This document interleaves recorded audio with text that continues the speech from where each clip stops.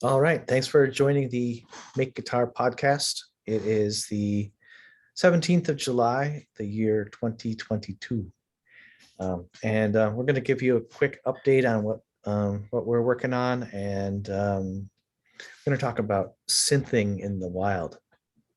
How you doing, Mitch? I'm doing pretty good. How are you? I'm doing all right. Doing all right. Glad to hear it. So I saw that you posted on your blog a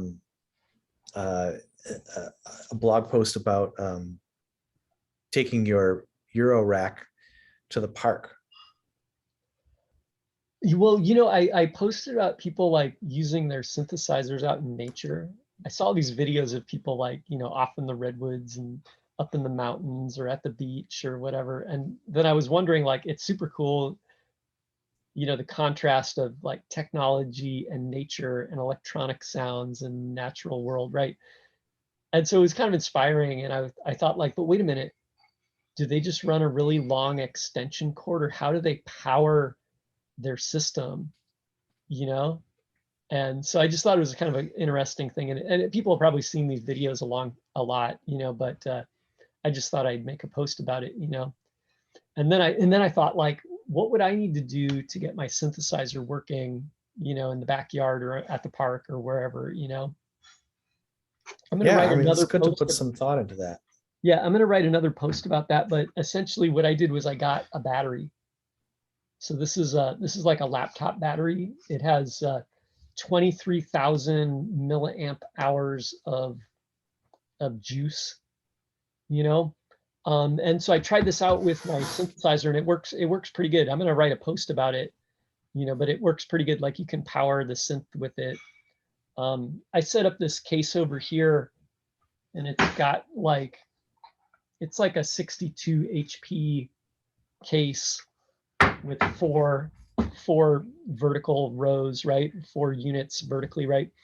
And I checked it out on Modular Grid, and they said it powers about, or it requires about 760 to 800 milliamps of power, which if you put that through the 2300, or 23,000, it says it should last like 28, 29 hours. Okay. Do you want to show that interface? I wasn't aware of this. What's it called? Modular. Oh, Modular Grid. Modular Grid. Yeah. It's a website. I'll share. It's pretty good. I would recommend Modular Grid. So like, it's modulargrid.net, right? And they have like, everything Eurorack. So if you're trying to cut down on buying Eurorack stuff, don't go to this website, right? If you click on modules, like, it'll just list like every Eurorack module ever created, right? So if you're looking up, I want a sequencer, but I want a sequencer that's 6 HP or smaller, right? These are all the sequencers 6 HP or smaller, right? So cool.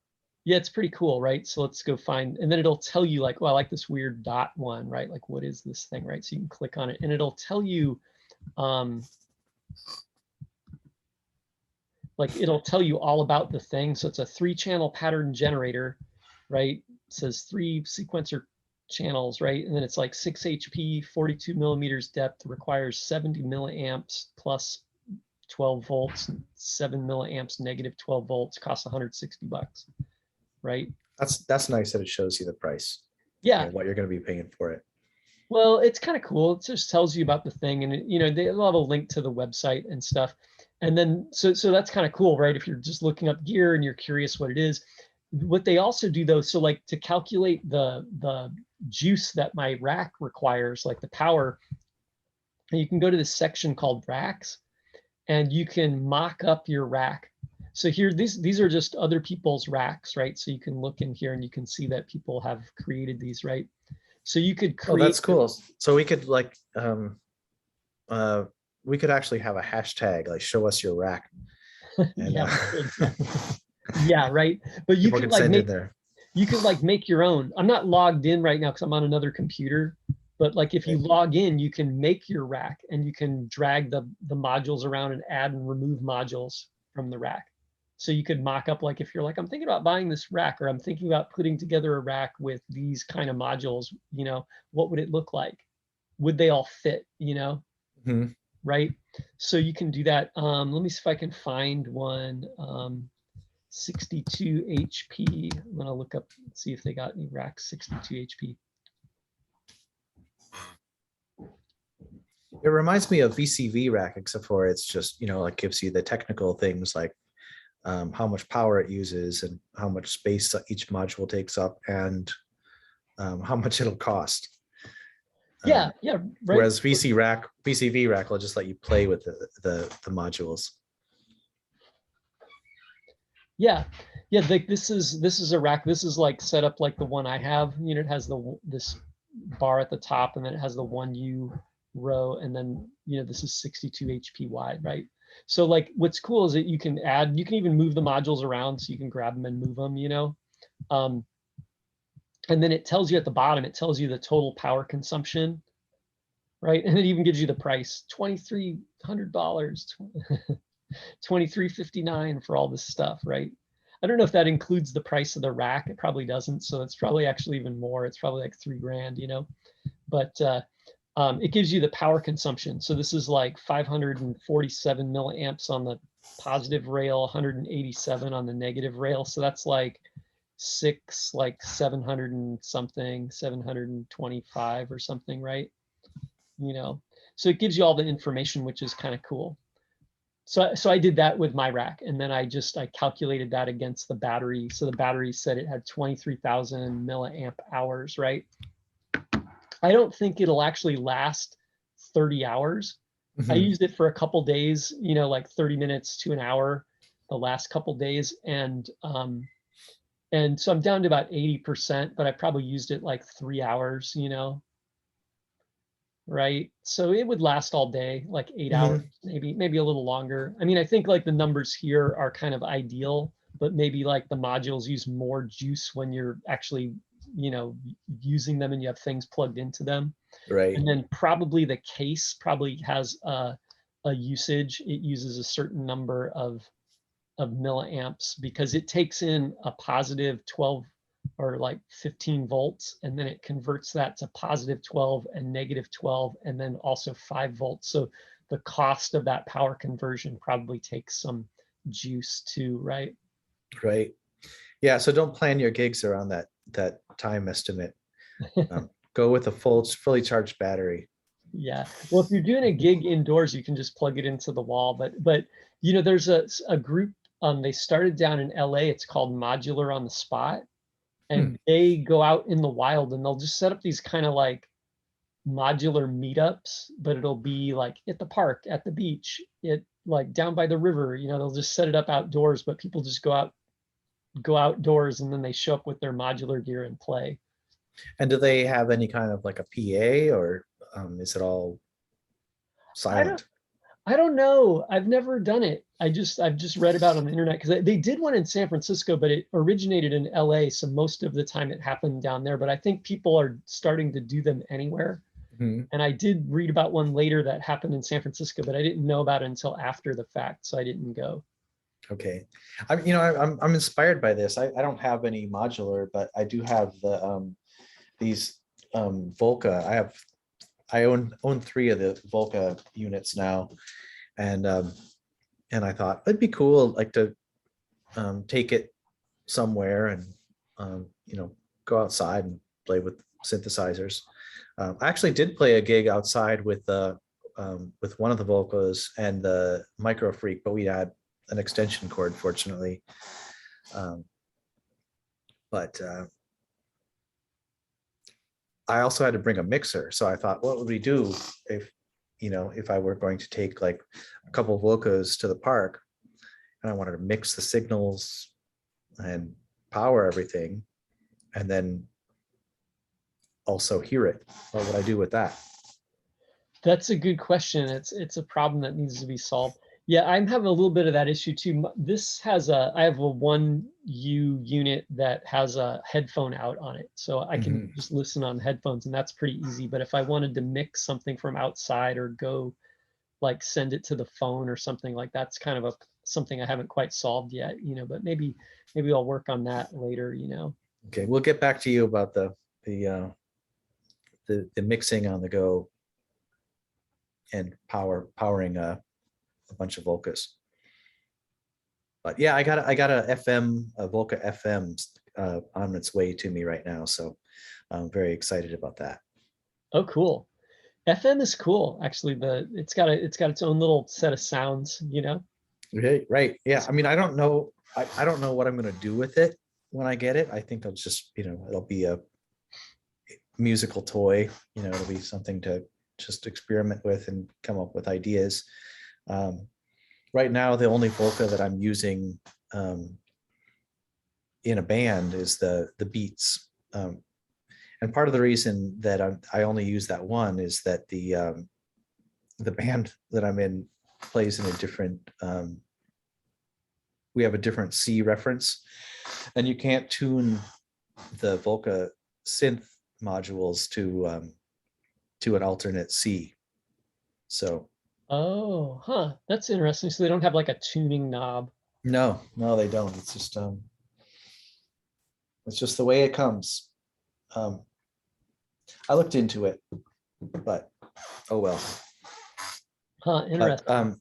the Micro Freak you can tune. So Yeah. so we use that for a gig, and I play guitar in that band. So the Micro Freak is kind of it's on its own. It's like it's got to get through the song on its own. And so the question is, what do you do when you've got a synth that's just kind of like autonomously doing its thing? Like where the synth is the accompaniment, you're not sitting there playing it. Do you sequence all the songs, or do you just kind of let put the synth in arpeggiator mode and just riff off that? That's a good question. Yeah. Sometimes I just set the synth up to drone and then you can play over the drone like in a key. So Right. I'll drone A or E and that's good to practice the guitar, you know. But then you're not really playing over a chord progression either, right? So, it'd be kind of cool if you could get the synthesizer to play like an arpeggio and you could be playing over a chord, right? Right. you know you could maybe set up a sequence, but that takes a little more work. Like it's easy to just put a drone on, like it's instant, you just turn it on and you're droning, right, and tune it. Right. you know Setting the arpeggio up would be like the next step, and then maybe trying to get it to do some chord changes. Right. Yeah. I mean, if you have some interaction with it, you can actually, like set up an arpeggio, and then for another part of the song, you just, you know, um, hit another chord and let it do that. I guess it depends on what you're trying to do. For most of our songs, we don't really want the synthesizer dictating when we, when we make a change. Yeah, right. We want to Yeah, be able to stretch out parts if we want to. yeah, the synthesizer doesn't wait for everybody. Like it doesn't, it counts to 4 and then Mhm. that's it. Like, Yeah, it's great at that. I mean, it usually stops when you hit the stop button. yeah, It does what it's told. usually. Yeah. Yeah, the micro freak is kind of amazing. I'm almost tempted to get a micro freak, but it'll have to be next year because I'm not buying any gear this year. No, that was a really good New Year's resolution. I mean, it could potentially save you a lot of money. Also, it could save you Saving a a lot of lot those of kind of money. regrets. Like next year there'll be the Micro Freak 3.0 or whatever, or whatever. Like a lot of the stuff that you could have bought this year will be better next year. Oh man, you're so right. I saw this thing. It's called the Oxy One. It's like OXI Hmm. ONE, right? Oxy One, and it's like a grid sequencer, but it outputs CV, so you can use it to control your modular, and you can set up like multiple sequences, so you can have different kinds of sequences too. So you could have like a like a melody or a chord pattern or a drum pattern, like all on the Oxy One, and then have those CVs running to your synth to trigger sounds. It looked super cool. Oh, It's that's like great. yeah, it's like $750. So it's totally expensive. So I'm like, Okay. I don't know if I'm $750 worth of musician. I'm like $75 worth of musician. Well, another thing about waiting until next year is that they'll be a lot cheaper on the used market, or they'll have an Oxy 2. I know, right? So I'm just gonna wait, Yeah, but that's uh, good. but but anyway, yeah. So it's been good. I've just been building stuff, so it's okay to build stuff. So then I get more gear because I build it, so I don't have to like feel like I'm not getting gear. I got this Mhm. wah pedal all built up, and I put this like sort of ugly face like circuit inside it, and I got it working. I'm having some trouble getting the pedal action working correctly though, because of the way the gear interfaces with this rack gear. So Mhm. the gear on this pot doesn't quite match the rack, so it's kind of rough, and sometimes the teeth skip. I'm also having a problem like that little like tensioner right here that pushes the rack against the gear is not quite in the right spot. I kind of stacked two of these little plastic things together to make it a little thicker, but this doesn't quite, the tension is not quite right. It might Okay. work better if the teeth on the gear matched up better with the gear, right? Or the teeth on the rack gear matched better with the round gear. Right. So anyway, so I got a couple problems to solve. It does work though. So it totally functions, everything's working. The sweep though, the pedal is not quite giving the optimal sweep. Okay. So you Oh, got some bugs to work out or some kinks to work out. It seems like it's going to be a really great pedal. I love the idea. I don't know about great, but it'll be a fun. Like, so I got that going on. Yeah, what are you working on? You got any projects? Well, I still am working on the ugly face. I don't have all the parts that I need. And then I started the smash drive, and then I'm like, oh, I need to get the little pots. One thing I learned, relearned, I should say, is that when you prepare to build a new pedal, you should read the build document. Don't just look at the parts list, read the build documents, because there's other information there, like, oh, you're going to need mini pots, or you're going to need, um, like a particular type of hardware. So yeah, I'm still shopping. Um, but Yeah. I've got a lot of guitar projects in the works. I think I told you earlier, I'm going to um, attempt to um, sand down the back of, or carve down the back of the neck heel on my 12 string project with a wood scraper, some sans power tools, and just need to get some different tuners for that guitar, and then that one will be done. I'll be ready to demo that. Cool. Yeah, 12-string guitar is so cool. Yeah, It's it super is. cool.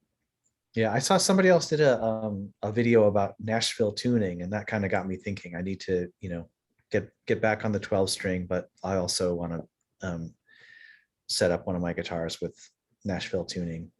Yeah, I always wanted to get like a 10-string guitar or 9 strings. They make a couple versions. It's like imagine like there's a couple versions of this. So imagine like your 12-string guitar, except only the top 3 strings are doubled.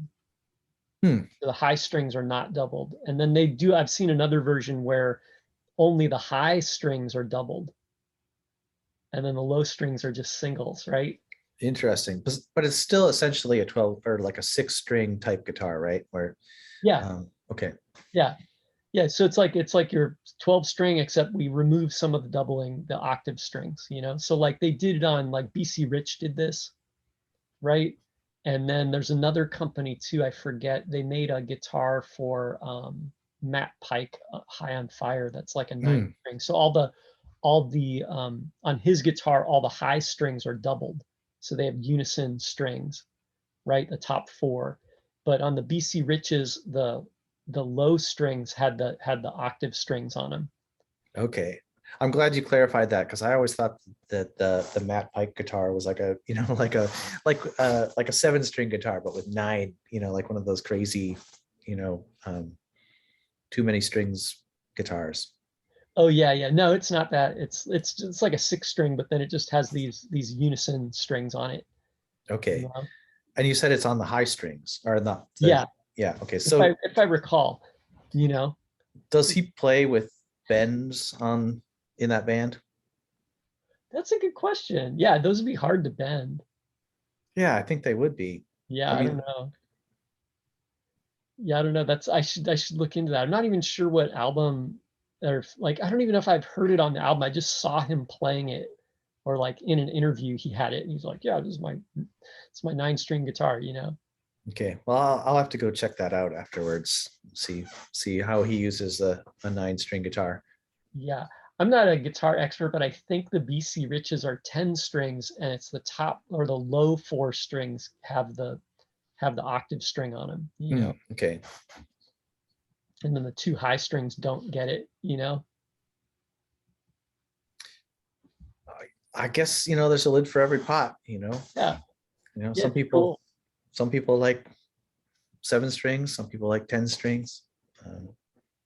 They got like every number, 8, Right. 8-string guitar, 7-string, 12-string, 10, 9. Hmm. I got every number. That's right. And then the Keith Richards has the 5-string. Like, yeah, Keith Richards took a string off. He's like, it's too many. Yeah, I never understood that. Like, it seemed like he just dropped the string. I think I read some interview where he was like, you know what? We're playing a song and I keep hitting the E string by mistake. So he just took it off. He's like, screw this. It's getting in my way, man. It's cramping my style.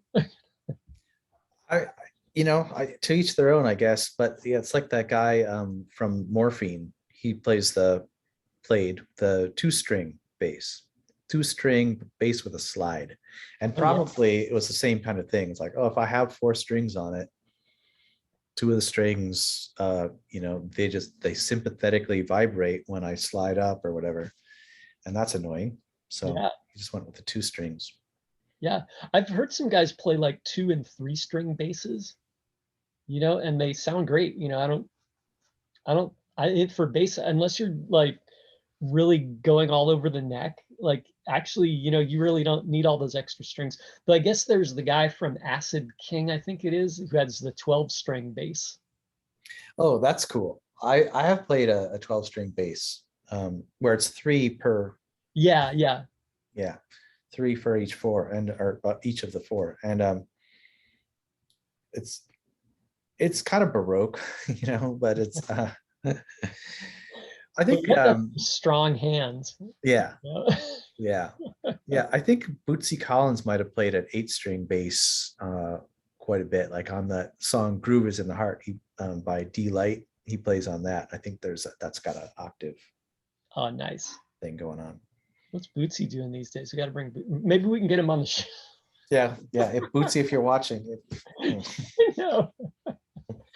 Yeah, he's totally calling his agent right now. Get me on yeah. that show. No, we'd have to make the show called "Make Bass." Yeah, I know. Yeah, well, if he wants to be on the show, I'll change the name. Okay, I'll have to come up with a new logo, but Yeah, yeah. But anyway, so I got this thing almost working here. So this will be good when I get this working. what do you call that one?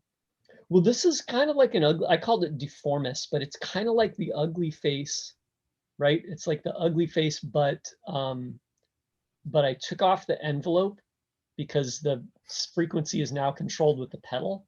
Mm-hmm. And then I added a mix control. So the on this side, it has a threshold, so you can self-oscillate, and then you can control the frequency with the pedal.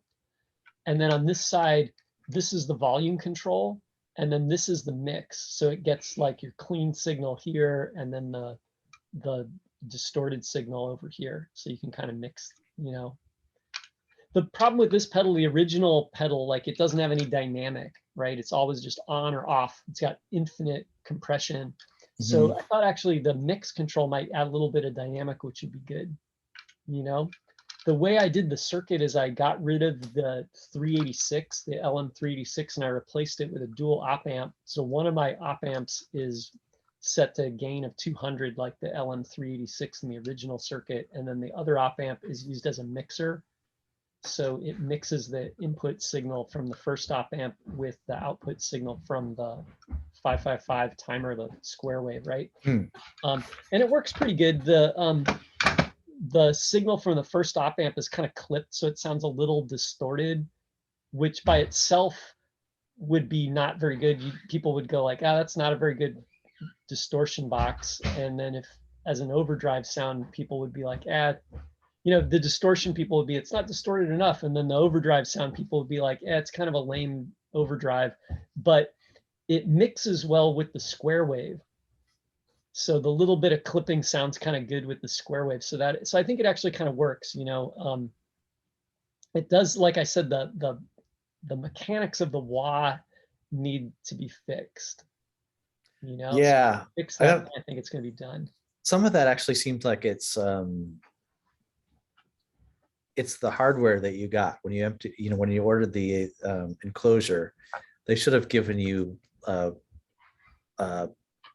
maybe a different gear, or a different way to interface the gear with the pot.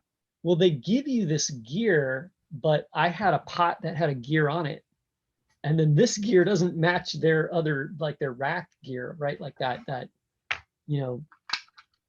flat gear, right? So I don't know, they do give you this gear. So if I found a pot that I could use with this gear, then that would be good. I thought like if maybe one of these pots would work, because this gear does fit on this thing, so that might work. I might try this out and give it a try and see what happens. But like I said, I'm still experimenting. Cool. Well, I'm anxious to see it in action. I think that's going to be a really cool pedal. Yeah, I posted to the forum, the DIY Stompbox forum, about it, and somebody was like, "Oh, you have to do a demo." So I was like, "Okay, that's sort of a compliment." People are demanding to hear it in action, so I got to get it fixed, But maybe this week I'll do it. So I'll have some time this week, I'm going to do that, and then I have a couple other projects over here. This is like a Timmy clone. This is like a kind of like a Big Muff with some extra options on it. It's got like a JFET input, and then like a bass and treble tone control instead of the Big Muff tone control. And then I revamped my Ugly Face board, so I'm going to build this and test it out. Cool. What's different about it? No difference. I just kind of updated it. I think I respaced the connections here so I could use the ribbon cable with it.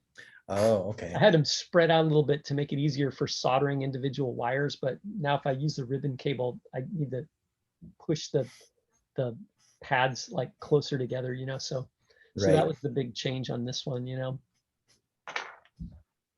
Right on. Yeah. So you've been listening to any new music? Yeah, I was listening to what did I listen to? I listened to Fatso Jetson the other day. Fatso Jetson. I've never heard of that. Oh, they're on Bandcamp? Yeah, they're on Bandcamp. They've been around for a while. They're kind of part of that like kind of desert rock kind of thing, like with like Queens of the Stone Age and stuff. They're kind of pals with those guys, or they come from the same area, right? Like Southern California, Orange County, I don't know where, somewhere down there. But what was interesting is I listened to their first album on Bandcamp, and then it kind of had this kind of country vibe to it, kind of country punk or something, right? And then it kind of evolves, and they kind of evolved to this heavier sound. And it's kind of, I listened to the first 3 albums. So by the time you get to the 3rd album, the sound has evolved and kind of refined itself into this heavier kind of thing. So it was kind of interesting to listen to their evolution, Yeah, I always like that when you discover a band later, like later in their career, and then you have something to compare them to. You can kind of see their journey, their musical journey. Yeah, it's kind of inspiring, Right. What are you listening to? Well, today I bought 2 albums. I bought the new Melodies Echo Chamber album, which is called Emotional Eternal. Emotional Eternal, yeah. And I don't know. I think her journey is it's a little more homogenous. You know, she has not changed a lot, but it's great. And then something that she listens to that was on her Bandcamp recommendations is called Tess Parks. And Tess Parks is a occasional collaborator of Anton Newcomb, the guy from the Brian Jonestown Massacre. And I really liked this one song. It's kind of a talk singing song called Brexit at Epiphanies or something like that. Brexit, I don't know. It's something like that. But Brexit at Tiffany's. it's something like that. Are they English? She lives in England, but she's Okay. Canadian originally.